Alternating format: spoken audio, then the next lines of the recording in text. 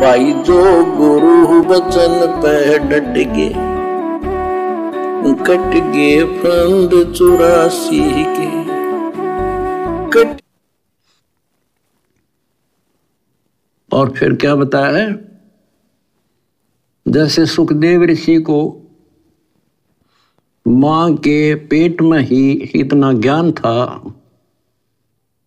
कि ये दुखों का भरा संसार है और इससे मनुष्य जीवन इसलिए मिलता है कि भक्ति करो, और वो उसको पता था कि बाहर आते ही भूल पड़े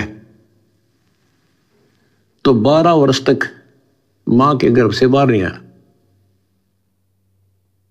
तब ब्रह्मा विष्णु महेश ने उनसे कहा भाई बाहर आ, इससे पार नहीं पड़ा करती।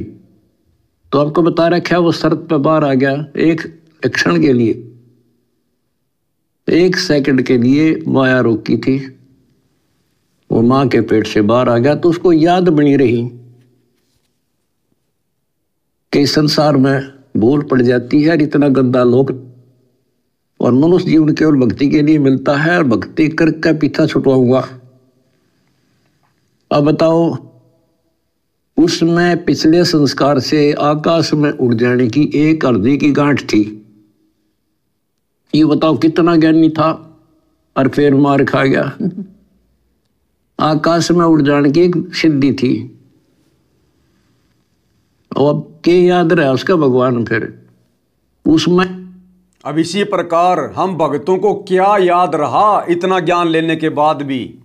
जैसे ही गुरुजी ने बरवाला कांड के बाद हम भक्तों को अपने से दूर किया परीक्षा के लिए, सारे वही कुकर्म हमने कर डाले, उसी प्रकार से हम लोग व्यवहार कर रहे हैं। भगवान का कोई डर नहीं है, तो क्या ज्ञान लिया फिर हमने। सुखदेव ऋषि को मां के गर्भ में ज्ञान हो गया था कालजाल का, और मां के गर्भ से बाहर आने के बाद भी निष्फिक्र होके घूम रहा है, कभी आकाश में उड़ जाता, कभी कहां उड़ जाता। उसने सोचा कि स्वर्ग ही तो जाना है, और स्वर्ग तो मैं उड़ के चला जाता हूं, मेरा तो मोक्ष हुआ पड़ा है। लेकिन वो भी गलती कर रहा था।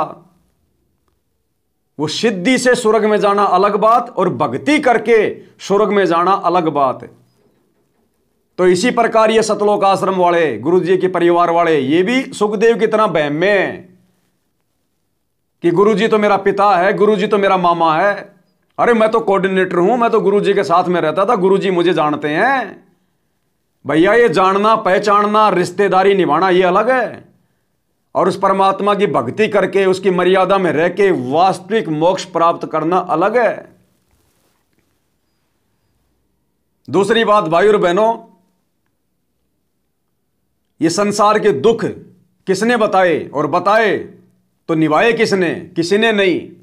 सुखदेव को तो मां के गर्भ में पता था, फिर भी वो भूल गया।